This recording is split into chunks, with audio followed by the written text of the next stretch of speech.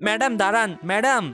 আরে আমি তো তোমাকে খাবার দিয়েছি না, তো তুমি আমার পিছু কেন করছো? ম্যাডাম আমি একটু ফোন করব আমার ভাইয়ের কাছে, একবার কথা বলিয়ে দিন না। এই নাও। ঠিক আছে ম্যাডাম। হ্যালো হ্যালো ভাইয়া। কে সাতীশ? জি ভাইয়া। ফোন করেছিস কেন? ভাইয়া ওই আমাকে কিছু টাকা লাগবে। আসলে আমি গ্রাম থেকে শহরে আসার সময় আমার ফোন পার্স সবকিছু ছিনতাই হয়ে গেছে, তো আমায় একটু কিছু টাকা পাঠিয়ে দাও না। আমি সব বুঝতে পারছি ভাই, তুই যেমন প্রথমে ছিলি এখনো তেমনই আছিস। আমি কোনো টাকা পাকা দিতে পারবো না। আর শোন, ভুলেও গ্রামে আসার চিন্তা করবি না। ভাইয়া ভাইয়া শোনো। কেটে দিল।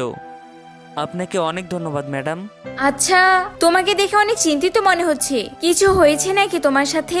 কি বলবো ম্যাডাম আপনাকে, আমি না ঘরের সব থেকে ছোট, কিন্তু বড়দের মতো দায়িত্ব পালন করেছি। আমার এই বড় ভাই পড়াশোনায় অনেক ভালো, তো আমি তাকে বলেছি তুই পড়াশোনা কর, বাকি সবকিছু আমি দেখে নিচ্ছি বলে ওনাকে পড়াশোনা করিয়েছি। কিন্তু আজ যখন উনি প্রতিষ্ঠিত, তখন আর আমার ফ্যামিলিতে কোনো দাম নেই, আর সেই কারণে আমি বাড়ি থেকে বের হয়ে এসেছি। আর শহরে আসার পর আমার সবকিছু ছিনতাই করে নিল। এখন যেটা তোমার সাথে হয়ে গেছে সেটা তো আমি আর কিছু করতে পারবো না, কিন্তু হ্যাঁ, আমার বাবার না একটা ফ্যাক্টরি আছে, যদি তুমি চাও তো আমি তোমার চাকরির জন্য কথা বলতে পারি। Thank you madam, thank you.